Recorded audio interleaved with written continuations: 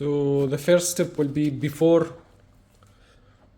installing the intakes, install the MAF sensor first. As you see, because it's supposed to face down here, so it will be very tight fitting them, closing the screw. So before putting the tubes, install it and then fix it. Next step, as you see, this is the original steel bracket to fit the bumpers clips here.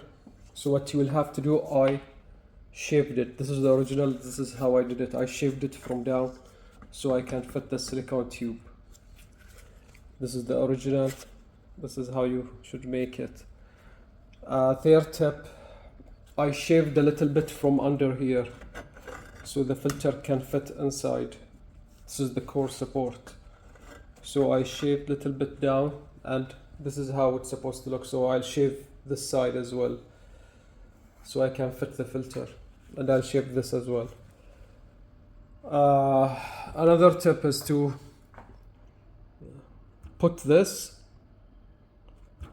into this before this, because this is supposed to go all the way up to the MAF sensor place. So it will be very hard if this were inside, and you will keep this from here. So better to assemble these two pieces and then put them inside through here till up. Let's go to this one and see.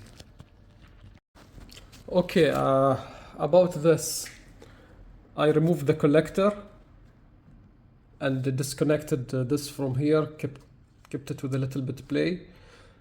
And then what I did is I first connected this to this, and then I connected this to this. It's very tight fit, as you see. And anyways, you can do it. I don't know how the roll bar, the strut bar will come here. As you see, it's very tight space. Anyways, I'll see about this later. I trimmed this here so the pipe can go here like without any pressing for the silicone tube. As you see, it have to go in all the way to the MAF block. If you want to keep this, you will have to trim it. So I trimmed it here because it's keep touching the filter. You will have to keep trimming it. What I did also, I did a hole here, as you see, so the air find its way from the bumper holes to the filters. One here, one here. Well, you can see the filter. The hole is here.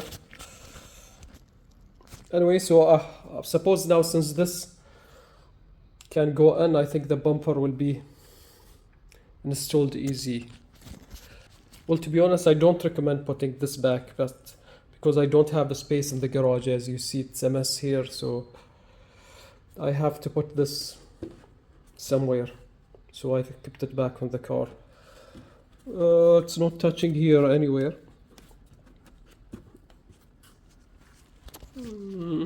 So that's it. So this was the big challenge here, and I trimmed this hose a little bit. So let's see later about this strut bar. It looks cool, to be honest. And I wrapped it with a heat reflection tape, both sides.